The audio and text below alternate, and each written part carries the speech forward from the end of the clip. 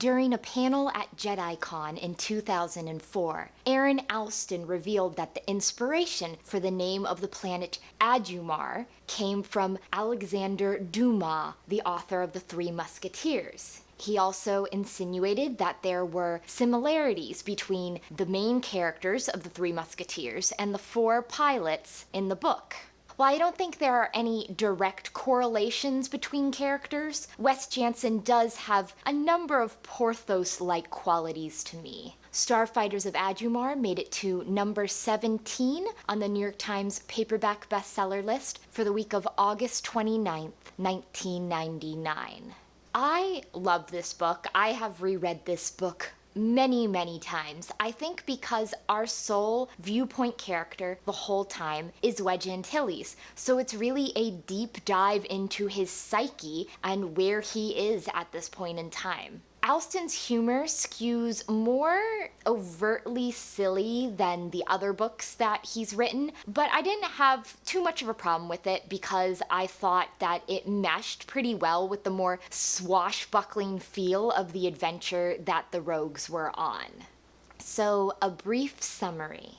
Wedge Antilles and 3 of his fellow rogues are sent to the neutral world of Adumar as diplomatic envoys. It seems the perfect assignment. They're feted by the general populace who adores fighter pilots. But Wedge quickly realizes that things are not as they seem, and this exercise in diplomacy becomes filled with peril.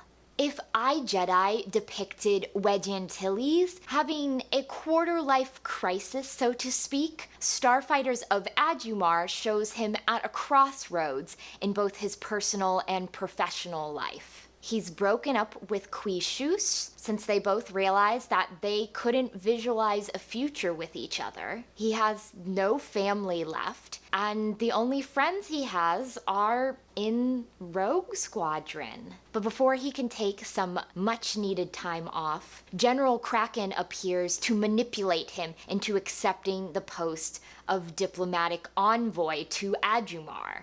But as soon as Wedge lands on the planet, he realizes that things are not as they seem. Adumar has also invited Imperial diplomatic envoys. The New Republic has been aware of Adumar's existence for much longer than Kraken implied. And their diplomatic liaison is decidedly not a fan of Wedge's approach to the Adumari. Wedge also starts to question whether Adumar should even be accepted to the New Republic. They're obsessed with honor, and they have a complete disregard for human life, which is demonstrated in the feuds and duels that they're constantly carrying out, which lead to one or both parties' deaths. He tries to get the Adumari pilots to start to consider strategy and whether their personal honor really should be placed above the well-being of everyone else. He also tries to introduce to them the concept of simulated fights. So rather than just challenging everyone and killing people all the time, simulated fights let people gain skills without people dying in the process. Of course, Tomer Darpen, their liaison, does not like that idea at all, does not want Wedge to try to change Adumari society one bit, would be perfectly happy if Wedge and the rest of the rogues would adopt the bloodthirsty tactics that Tyr Fenrir and the other Imperials put in place. And Wedge's principles, Wedge's own honor, leads to them having to escape Kartan at the risk of their own lives, allying themselves with the other countries that Kartan has declared war against, and ultimately leading the allied Adumari forces. So we get an awful lot of character development for Wedge here, which is not to say that he hasn't gotten any character development thus far. He got loads in the Rogue Squadron books and the Race Squadron books. But I really liked what Alston did with his character here. Let us see how he considers things, how he strategizes, how he's able to reconcile what he does with what he believes. There are points in the story where Wedge doesn't think he can reconcile those things. He thinks that if he's pulled from this mission to Adumar, he's going to resign. And then he doesn't know what he'd do with his life, because ever since he was a young man, he's been a starfighter pilot. He's been in the military. Without that, he doesn't know what he'd do with himself. One of the main motivations behind Starfighters of Adumar also seems to be Alston's attempt to clean up Wedge's love life.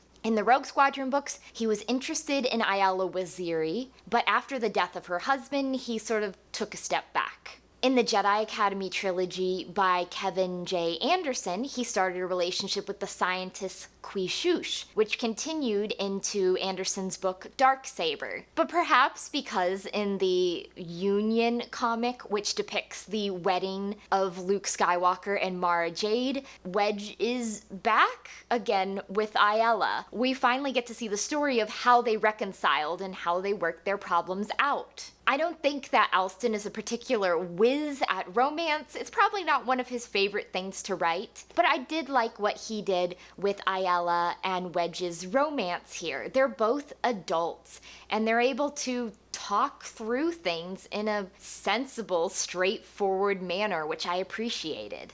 And Iella also has some decisions regarding her job that she has to make as well. She's been put in Kartan as a New Republic operative. She has an intelligence boss she's supposed to report to, but she also, like Wedge, makes the decision that some things you just can't do. And supporting the bloodthirsty culture that Kartan in particular has isn't something she's comfortable with. So, like Wedge and like the other rogues, she goes over to the other Adumari countries, and she also helps them take down the Parator of Kartan and be able to come to an agreement as an entire planet. But Wedge isn't alone on this mission. He also has 3 of his loyal rogues along with him: Tycho Chelchu, Wes Janson, and Derek, aka Hobbie Clivian. I'm glad that Tycho was one of our rogues on this journey. I love him. He's such a good second-hand man to Wedge. He's really gone through so many traumatic events in his life, from the destruction of Alderaan, to his imprisonment on Luzankia, to all the stuff he had to face from New Republic officials who didn't trust him and didn't believe in his loyalty after his escape. So he's such a steady figure. Wes Janson and Hobbie Clivian are definitely more comic relief here. And I think it's very fitting that when Wedge can't be there, he always leaves Tycho in command, because Wes and Hobbie would probably get up to some hijinks were it not for Tycho being the voice of reason stopping them. Like we found in the Race Squadron books, Wes Janson is really the class clown here. He had so many lines that made me laugh. And his interplay with Hobbie is great. You can tell that they have this long-running relationship because they will just throw zingers back and forth off of each other for as long as Wedge will allow them to. Hobbie is a little bit more of a sad clown compared to Janson. Hobbie also gets an interesting moment where he cracks. After dealing with the Gauntlet, dealing with everyone, it seemed, in Kartan, trying to kill them, when they're coming up with their plan to attack the Parator's forces, Wedge expresses how it would be nice if they could have people put in place, take out ships as they're launched. And Hobbie volunteers. He said he's so tired of assassination attempts, people trying to fight duels with them, people trying to shoot them down. He's had it with Adumari culture and he just wants to shoot people down. The other rogues are surprised. But Hobbie continues to insist that this is what he wants to do right down through the rest of that battle. But of course, you can't have diplomatic envoys without other people within their purview. So we have Cheriss Hallis, who is the local guide appointed to them. She's the best duelist there is. She develops a little bit of a crush on Wedge, When she realizes that he and Iella have gotten together, she almost becomes suicidal. In an inadvertent exchange on the New Republic flagship, the Allegiance completely changes everything she believes and everything she stands for. She became a duelist because she had an issue with heights. She wanted to be a pilot, but she couldn't even get on a high story of a building without freaking out. After her attempt to just throw her life away in duels, and she's very badly injured, they make sure that she's taken up to the Allegiance for medical treatment, and while there, they find out that she just has a chemical imbalance.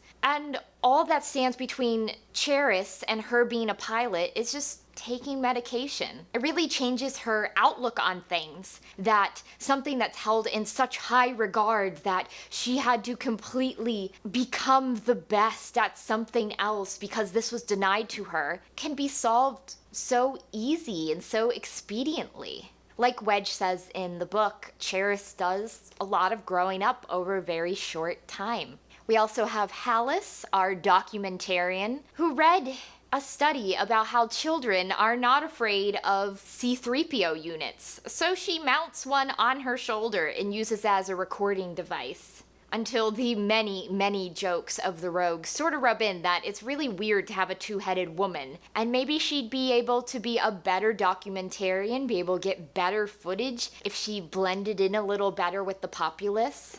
Hallis also provides the key information they need to go over to the allied Adumari forces and for Iella to agree that her intelligence boss is the absolute worst and he needs to be arrested. That intelligence boss in question, Tomer Darpen, is familiar to Janson because they were in the same starfighter unit before they joined the greater Rebel Alliance. Darpen was a little bit on the skeezy side, and it seems that in joining the Diplomatic Corps and New Republic Intelligence, that skeezy side is definitely still present. So when Wedge and the other pilots won't listen to his advice, won't do anything he says, he essentially tries to assassinate them. He tells the Parator of Kartan that Wedge had to turn down his offer to wage war against the other countries because he was ordered to, but he has lost his honor and he just wants to die. So if it weren't for Tomer Darpen being an absolute awful, disgusting person, Wedge and the rest of them would have never had to face that gauntlet, would have never had to live through those hair-raising, frightening hours. Darpen wants the Adumari to join the New Republic at any cost. He's perfectly fine with them adopting a strategy like the Imperials, who show no regard for human life and are perfectly fine going along with Adumari culture, killing people in starfighter battles and duels and just anything like that. But fortunately, we have one Imperial who does not like the strategy they've taken, and that's Admiral Rogriss. We previously met him in the Race Squadron books. He was the Imperial counterpart to General Solo, and despite the fact that it might have been looked down upon by his superiors, he was willing to join forces with Han to take down Zinj. The Imperial strategy for Adumar is butter them up, get them to join us, and if they join the New Republic, we're just gonna devastate their world. Rogriss doesn't feel good about that, but unlike Wedge, who actively tries to change things, Rogriss just gets drunk all the time. Wedge talks to him. Wedge says that he understands the dilemma that Rogriss is going through, and essentially Rogriss's defection, while not to the New Republic, but out of the Empire, boils down to Wedge being a good judge of character. One of the things I like about Starfighters of Adumar is how self-contained it is. As opposed to some of the other X-Wing books where it really helps if you've read the first book before you try to read the rest, this one stands alone. It probably helps if you've read the other ones so you're familiar with Tycho and Janson and Hobbie and Wedge, but the dilemma they face and the planet they visit is unique and stands alone. I love that Adumari culture is sort of feudalism gone wrong. There's elements of, yes, France in the 1600s, even England and America in the 1700s with their dueling, their feuds, their obsession with honor, even the way that they want to show off their scars, like all the guys did in Jaws. And while those elements of their society I think are interesting to read, it also can lend to that excessively silly feeling of the humor in this book. People are running around with swords, and there's TV screens. They have funny accents where all their vowels come out sounding like I, so instead of red flight, it's rad flat. And they have funny ways of greeting each other, confusion to your enemies, and frothing disease to yours. Which I could see how for some people, that's too much, and they just can't handle it, and they just want a straightforward story and no silliness, please. But what I enjoyed so much is that beneath the silliness, this book is really character-driven. Not just Wedge, but everyone has to come to terms with different things and decide what they stand for, what their principles are, and whether they're willing to sacrifice them at all. However, with the book taking place on just the one world, just Adumar, it does feel sometimes like the stakes are much, much smaller than in some of the other X-Wing books. In the Bacta War, it was Isard, her control of Thyphera, and how that affects the whole galaxy. In Solo Command, it was the fight against Zinj, and how he controls so much of the galaxy. But here, it's just one world. One world that, true, has a lot of factories that can make proton torpedoes that could change the course of the war against the Empire, but it still feels a lot smaller and less important. I'm also not sure how I feel about Wedge taking such a stance on the simulated battles and I don't want to kill Adumari. But after escaping the gauntlet and getting out of Kartan and getting over to the Yedigan Confederacy and all their forces, in the penultimate battle, he seems to have no problem shooting down loads of Adumari. And while it was necessary and they needed to take out, if not a corrupt leader, a leader who was misguided in taking the wrong track, I still wasn't entirely sure how I liked that meshing with the definite stance that Wedge had taken beforehand.